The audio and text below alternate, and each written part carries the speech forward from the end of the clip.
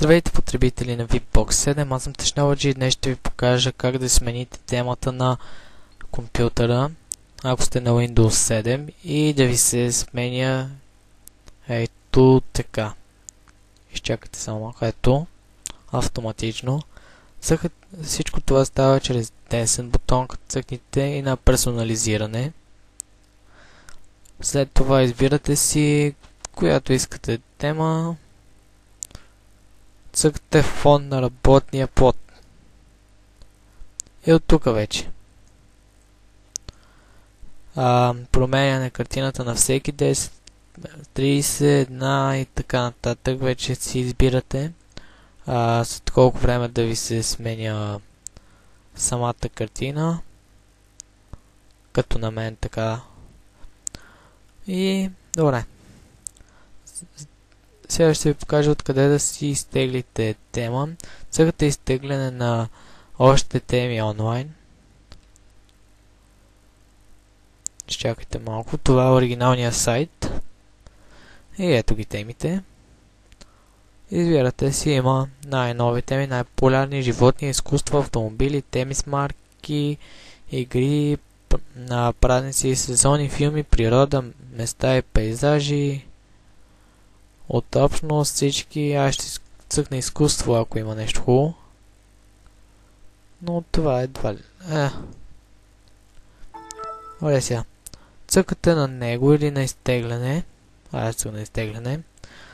Избирате си къде го запазите. И цъкате вече добре. Всичко това става. Сега ще ви покажа как.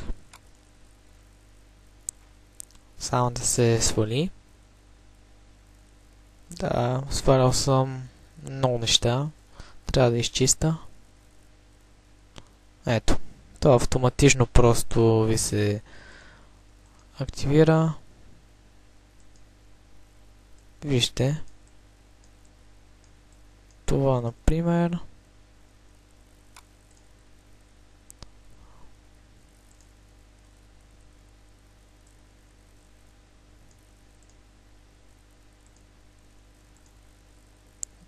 Тук отгоре ги маркирате, които искате да ви се показват. Маркирате. Идвате надолу, вижте как са, на всеки 10 минути. Избирате на 10 и записване. И изчаквам. Ще изчакам сега малко. И ето. Автоматично се сменят. Аз ще си върна на моята.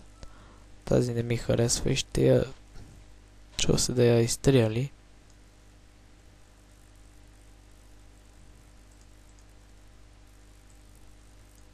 Не.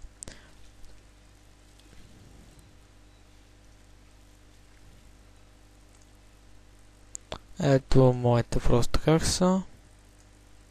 Обаче на 10 секунди. И запис. Скрин севера уж на балончета. Но защо ли? Сте панделки.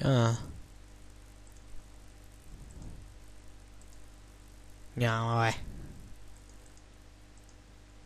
Добре.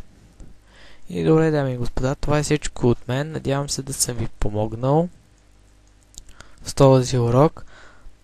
Следващия урок ще ви науча как да си сложите ето тази лента отгоре. И добре. Това е всичко от мен. Довиждане.